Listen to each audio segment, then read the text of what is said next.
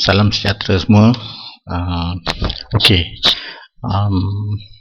Saya just nak sharing sikit tentang Fed ni. Yang ramai tanya Fed Federal Reserve US is trying to crash the stock market.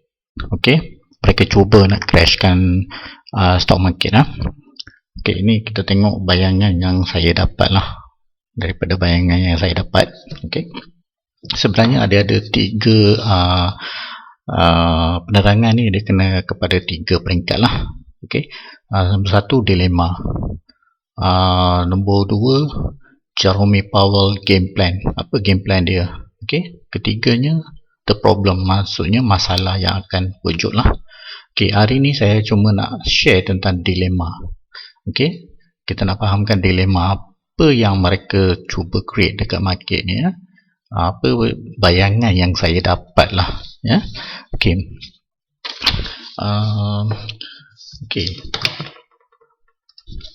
Okey, Biden punya administration, dia orang sebenarnya dia orang stuck.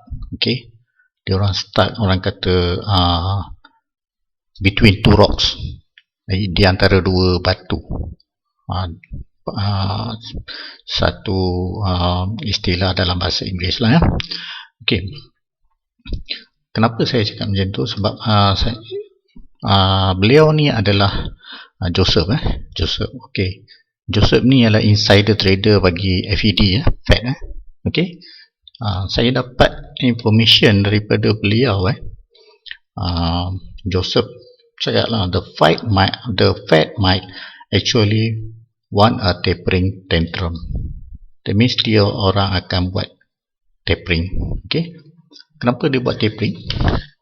Sebab dia cakap asset prices bagi Federal Reserve ni tak agak tinggi. Price asset, harga-harga asset. Okey, so bila terlalu tinggi, dia terpaksa nak kena kontrol lah. Okey, dengan kontrol tu, kalau nak kontrol kena buat tapering. Okey, and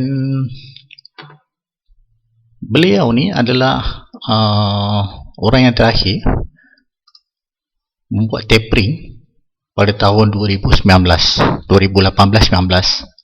Ya, dia salah seorang, membuat tapering pada tahun 2018 dengan 19. Okey, dekat sini boleh nampak, Okay, quantity tightening. Okey, dia orang buat tapering 2018-2019. Okey, nilai dia 2.2 trilion. Okey, tapering ni salah seorang yang handle ni adalah Joseph yang saya tunjuk sebentar tadi. Okey, dan kemudian dia, okey, ini adalah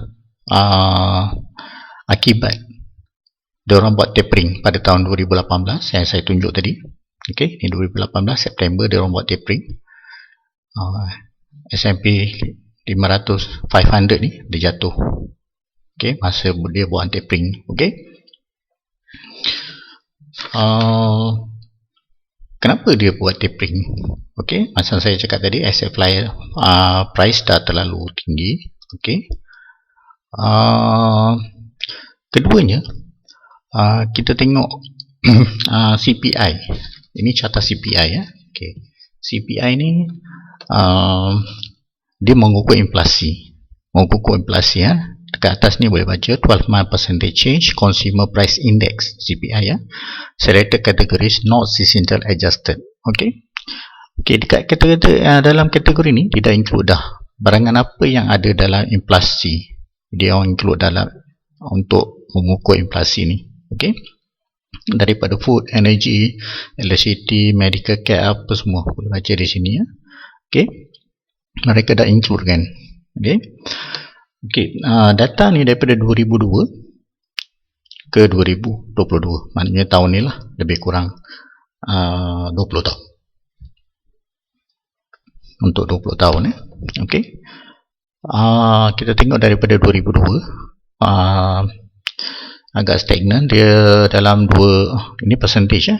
Okey, dalam 2, 3 ke 4, dia naik 5 dan dia turun kan. Pada 2007 dia spike. Dia spike apa? Dia naik. 2007 naik. Sebab apa? Global financial crisis. Okay. So, dia orang dah inflasi makin naik. Then, dia orang buat tapering. Dia orang terpaksa dia orang akan buat tapering macam yang dia buat sekarang lah. Okay. Global financial crisis. Ini 2007-2008 dia berlaku. Okay. Okay. Kemudian kita tengok. Tapi ini chart ni kan, dia sebenarnya dia tak tepat sangat. Okay. Sebab mereka sentiasa mengubah barangan yang ada dalam ni. Mengikut mereka akan keluarkan barangan yang terlalu tinggi inflasi, mereka masukkan yang kurang inflasi. Bab ni mungkin saya akan cerita kemudian lah. Untuk sekarang ni saya explain untuk market crash. Okay. Okay. Kemudian pada tahun 2010 dia jatuh. Okay. 2010 jatuh. Maknanya dia jadi deflation. Deflation maksudnya dia reversal untuk inflation. Dia jatuh bawah paras kosong, iaitu lebih kurang 2 atau 3, negatif 2 atau 3%. Dia jatuh, deflation. Sebab apa? Sebab lepas krisis tu, lepas krisis kan, ni berlaku krisis, dia jatuh. Okay, 2010 dah jatuh dah. Okay, tapi data ni saya, macam saya cakap tadi lah, mungkin kurang tepat. Sebab apa? Tak mungkin lah berlaku deflation pada tahun 2010. Dia sedangkan harga tidak banyak turun pada masa tu, sebab kita pun still ada masa tu, kita boleh merasa. Okay. Saya anggap ini still dalam positif lah, tapi mengikut data yang dia orang keluarkan ni, deflation lah. Okay. Then kita tengok next. Lepas 2010 dia recovery. Dia recovery lepas jatuh tu deflation. Sebab market crash kan. Deflation, recovery, cepat je recovery. Lepas 2010 tu dia recover. Kenapa dia recover? Okay, kita tengok dia kenapa dia recover. Recover sebab apa? Okay, 2009 ni dia start buat QE. Then dalam 2012 dia buat QE 2. Lepas tu dia buat QE 3 sampai 2015 dia punya aktiviti sebab tu kita boleh tengok dia recovery. Okay. QE ni apa? Quantitative easing. Quantitative easing lah. Okay. Then diorang buat operation twist. Okay. Operation twist ni monetary policy dekat US lah. Okay. And then diorang buat apa? Deficit spending ni kerajaan punya lah. Dia buat keluarkan duit untuk pump balik market. Okay. Kerajaan punya. Alright. Dia orang akan beli stok balik aset semualah. Okay. Then berikutnya kita tengok dia macam stagnant. Lepas recovery dia naik sikit, lepas tu dia mula, okay, kita tengok dekat sini dia mula turun kat sini. Okay. Okay, dia terus turun. Dia control chart ni, dia control, sekali dia jatuh, lepas tu dia jatuh dekat 0. Okay. Then dia naik balik, dia nampak slow, dia naik sampai 2016. Okay, ni 2016 dia naik balik, inflasi naik balik, apa semua, inflasi naik. Dia secara slow, dia menaik tak secara mendadak lah, slow. Okay. Okay, kemudian kita tengok lepas dia naik ni, dia mendata, lebih kurang mendata dalam 2%, 3%. Okay. Sebelum nak pandemik ni, dia pop jatuh kepada kosong balik. Kosong. Sebab apa dia jatuh? Pandemik, lockdown. okey, ekonomi tak bergerak, so dia dah tak ada inflasi apa semua, dia jatuh. Okey, inilah souvenir sick ni pandemik lah, pandemik COVID lah. Okey, lepas tu kita nampak lepas dia jatuh, pub dia naik balik kan, naik menegak pula dia. Kenapa dia naik menegak? Okey, ini masalah dia, inilah punca dia. Okey, Federal Reserve cut rates to zero, maknanya dia interest dia dikosongkan. Okey, dikosong. Lepas tu stimulus package $700 billion QE, dia buat QE stimulus package lah. Okey, bila dia buat, tengok tarikh ni. Okey, March 2020 dia buat. Then dia buat repo loan 1 trilion. Tengok dia punya tarikh dia. Okey, lepas repo tu dia announce lagi CDC CDC ni Center of Disease Control lah, Prevention. Dia bagi extra untuk disease control lah. Okey, lepas tu itu yang menyebabkan market semakin naik, lepas tu inflasi pun naik.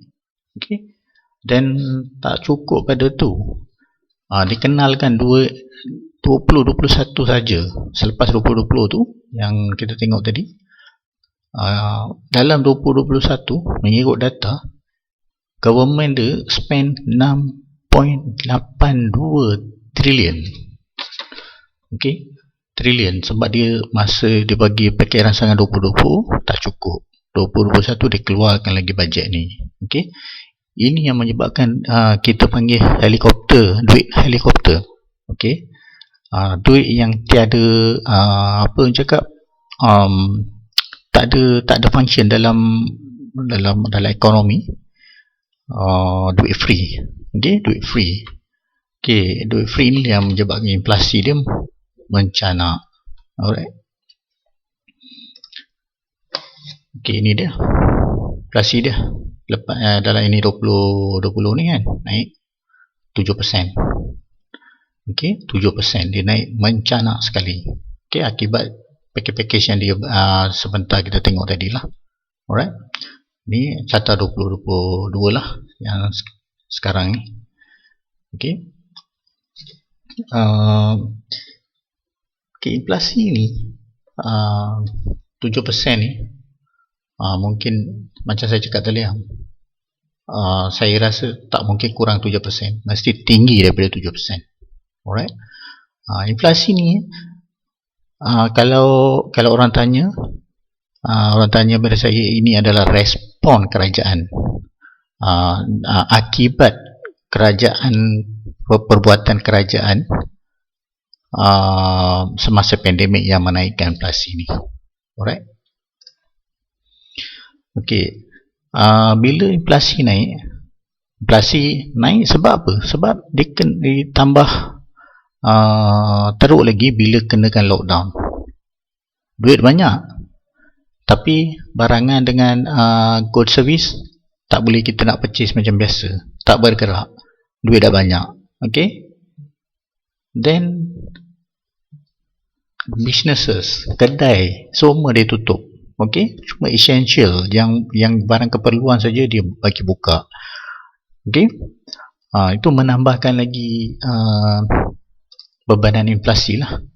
Okay, then more bad policies and government spending will worsen the levels of. Ini salah satu ya, ingat okay, polisi kerajaan lah, yang macam saya cakap tadi, dia spend terlalu banyak.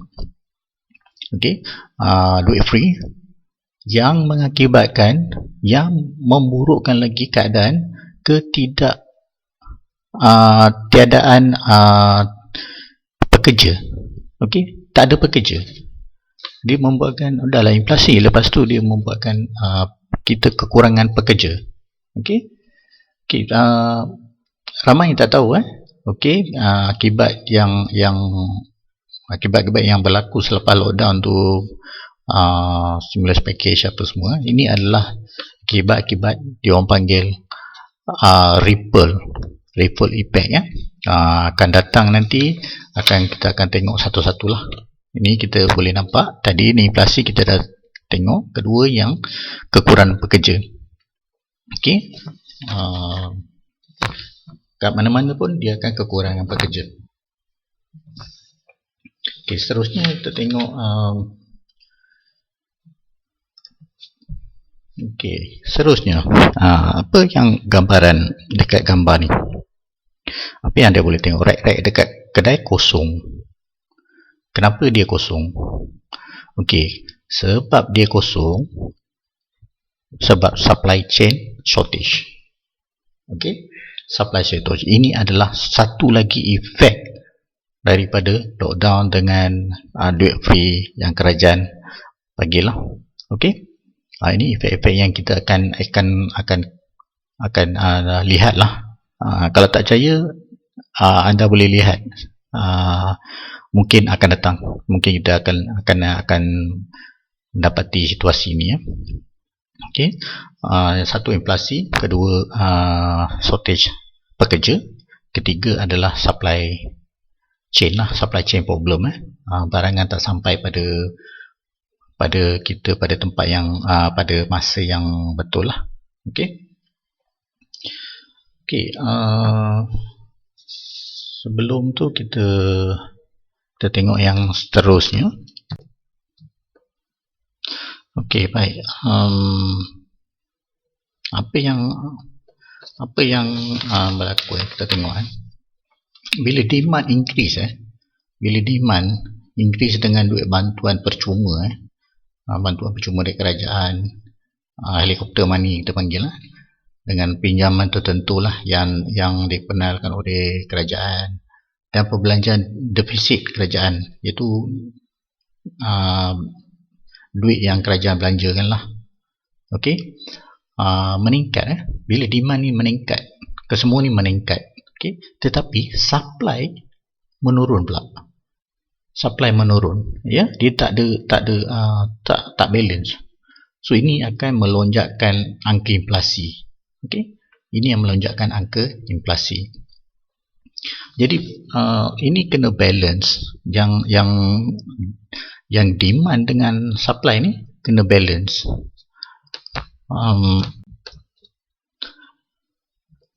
Okey, untuk barangan, untuk barangan, kita tengok barangan yang naik.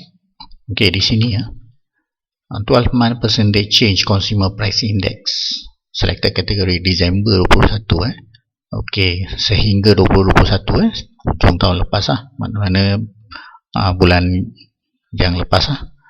Okey, kita tengok dia punya kadar inflasi dia, kenaikan dia.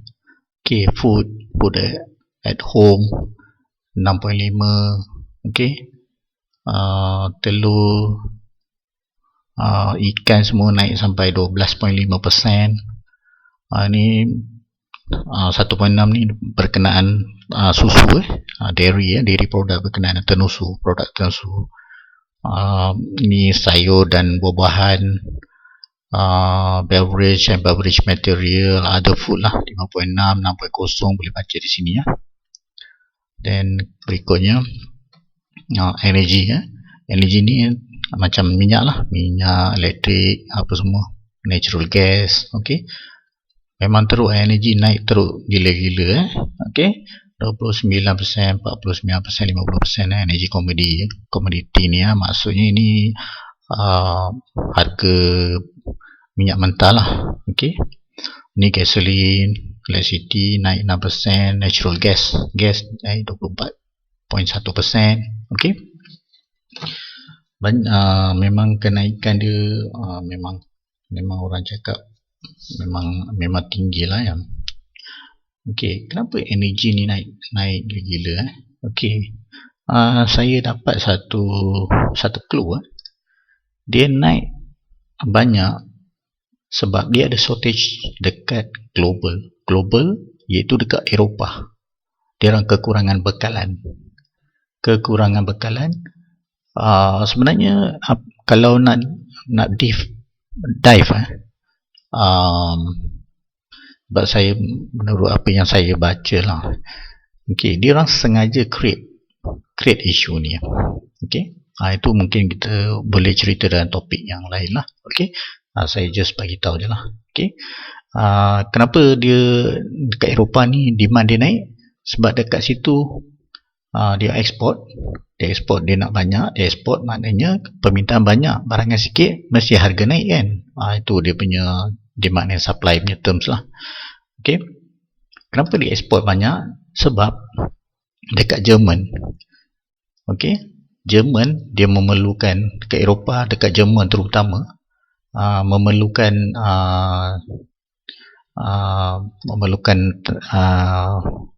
energi ni untuk memanaskan rumah.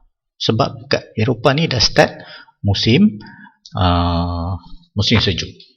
Okey, and apa yang saya nak bagi tahu, kalau krisis ni berterusan, ramai akan mati kesejukan. Sebab dekat Jerman ada yang tak mampu beli bekalan energi ni, okey, untuk memanaskan rumah mereka, sebab harganya terlalu tinggi.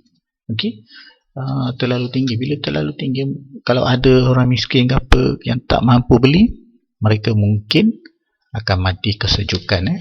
Okey, ni isu-isu yang saya boleh nampak yang sedang berlega-lega, yang sedang berlega-lega lah. Okey, seterusnya kita tengok all items less food energy. Okey, menurut Fed, Federal Reserve, item-item di sini merupakan perhatian mereka. Mereka kata nak kontrol item ni. Okey, menurut mereka lah. Okey, menurut mereka lah. Okey, kalau tengok sini, commodity energy 10%, 58%. Tengok Yuska Anthrax naik sampai 37%.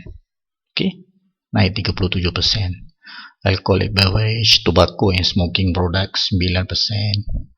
Dan seterusnya kita tengok shelter means macam kemudahan untuk berteduh lah. Okey, macam kat sini rent of primary resident naik 33%. Okey, medical care 25%, physical service 4.3%, hospital service, transportation boleh anda lihat kat sini berapa persen, 4%, roughly dia lebih kurang 4% dia naik. Okey, then kita tengok barang-barangan tadi adalah barang-barangan keperluan harian untuk rakyat. Macam makanan kan, kita pergi pasar raya beli barangan basah, dan kita kena isi minyak, kita kena pakai elektrik, kita kena makan. Okey, ini semua termasuk dalam kategori yang kita tengok tadi, yang dah naik harga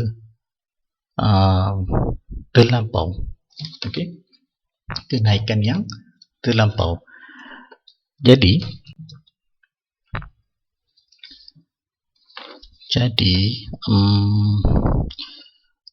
rakyat, kalau ikutkan rakyat, dia tak kira tentang cat CPI tu kan. Okey, mereka bukannya arif macam kita sendiri pun, rakyat sendiri bukannya tengok cat kan. Dia apa yang dia tahu, dia pergi beli barang hari ni, beli RM1, besok dah RM20. Dia itu je yang dia nampak kan.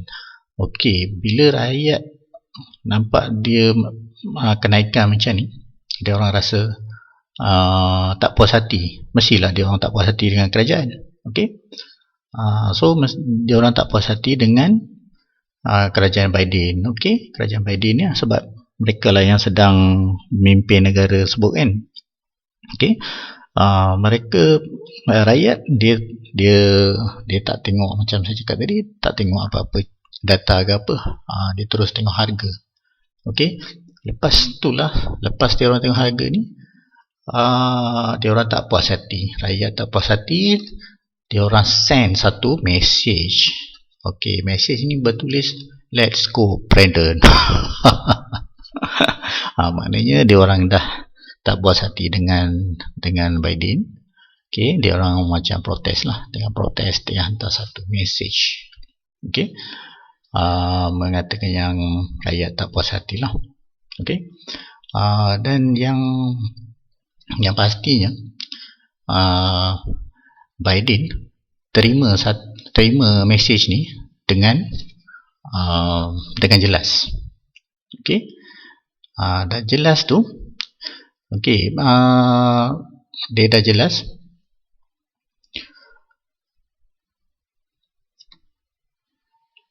Dan yang seperti yang anda boleh baca dekat sini,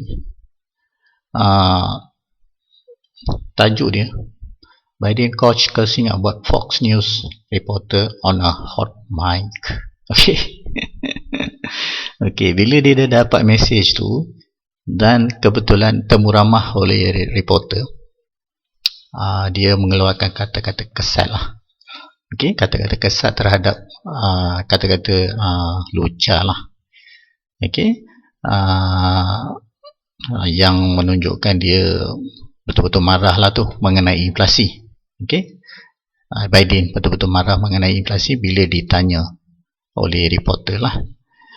Okey, sekejap lagi kita dengar apa dia cakap dalam wawancara dia. Ini drama je lah, drama dia orang lah.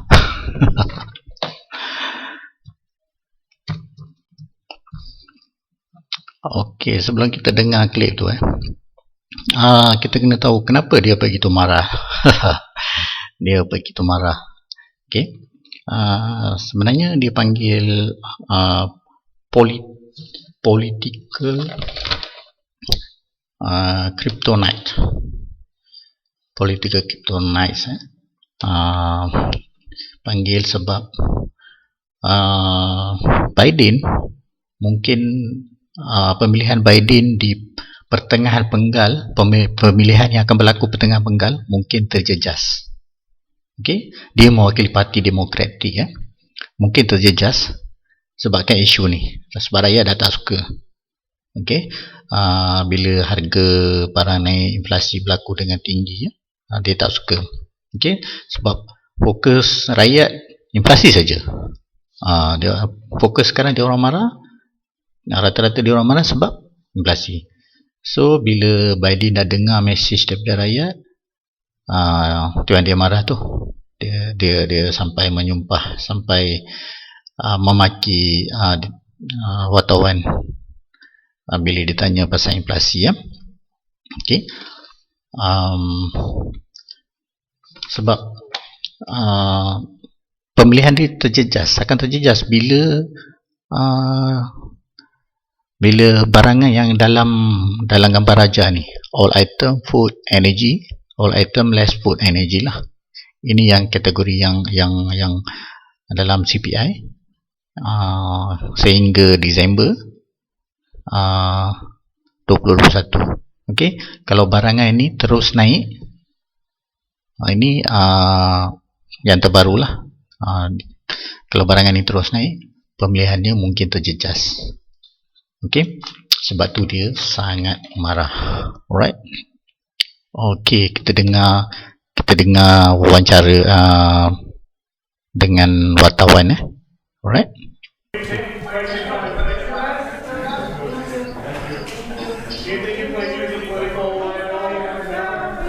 That's a great asset. More inflation. What a stupid son of a bitch. Okey, dengar tak apa dikata? Okey, okey, macam itulah dia nampak macam terlalu marah. Okey, terlalu marah apa dia buat? It's not happy lah. Bila not happy, dia buat apa? Dia terus akan telefon Jerome Powell dalam gambar ni lah kat belakang tu Biden. Okey, okey, dia mesti arahkan, dia kata dia mesti arahkan Jerome Powell ni, tak kira apa awak buat, saya nak awak kontrol inflasi. Okey, itulah kata-kata yang mungkin akan Biden bagi pada Jerome Powell sebab Biden dah macam terlalu mendesak dan tak terkawal tengok dia punya ayat pun. Okey. Okey. Then apa Jerome Powell ni akan buat? Okey. Apa rasanya game plan dia? Kita tengok game plan Jerome Powell. Okey. Apa dia tengok? Dia tengok sekeliling kan? Dia tengok dekat sini. Everything is bubble. Okey. Ini data yang terkini lah. Okey. 2009 housing bubble. Okey. .com bubble awal 2000 macam tu. .com bubble. Sekarang everything bubble. Okey. Everything bubble. Everything bubble means dia cuba akan tengok pada stock market ni. Sebab asset prices pun dah tinggi, so dia akan kontrol dekat stock market. Macam mana dia buat stock market? Dia akan kontrol stock market. Okey. Okey, dia akan pilih kita. Kenapa dia pilih kita? Okey, dia akan fokus kepada kuasa beli rakyat biasa dalam pasaran saham. Okey. Macam kita lah, traders, dia akan fokus pada kita lah, kuasa beli kita. Okey. Dia akan cuba mengurangkan kuasa beli tersebut. Okey, mengurangkan kuasa beli tersebut. Sebab bila dia mengurangkan kuasa beli rakyat dekat stock market, secara tidak langsung dia akan mengawal juga kuasa beli rakyat dekat barangan. Okey. Dia orang panggil Keynesian method. Keynesian method lah ni. Okey. Dia akan mengurangkan kuasa beli tersebut yang dikenali sebagai decrease aggregate demand. Okey. Decrease aggregate demand. Okay. Bila aggregate demand turun, inflasi rate pun akan turun. Dia sebenarnya secara direct, secara langsung kaitan dia. Alright. Kemudian apa yang akan berlaku? Bila dia buat tu dengan mudah, purchasing power aggregate demand ni yang mana menurun. Okey, dia dah menurun. Okey, purchasing power of the US dollar dia akan turun. Okey, dia akan turun, dan dalam masa yang sama Biden dapat fulfill agenda politiknya untuk terus dipilih. Okey, sebab sekarang yang bising rakyat bukannya stock market jatuh ke apa, dia orang protes dan bising, tidak puas hati berkenaan inflasi. So itulah keutamaan, saya rasa itulah keutamaan Biden dengan Fed. Okey, sebab orang tak bising, majoriti tak bising stock market jatuh. Alright, so saya rasa mereka akan tackle dengan cara inilah. Okey, dan bila inflasi turun, rakyat dapat sokong dia balik. So kemungkinan dia dipilih balik. Itu agenda dia lah. Alright.